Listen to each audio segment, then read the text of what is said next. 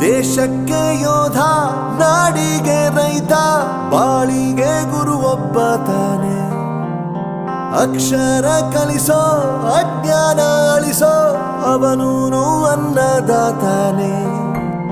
ತಪ್ಪು ಸರಿಯ ತಿದ್ದಿ ತಿಳಿ ಹೇಳಿ ಸಮಬುದ್ಧಿ, ನಮ್ಮ ಚಿತ್ತ ಶುದ್ಧಿಯಾಗೋ ಹಾದಿ.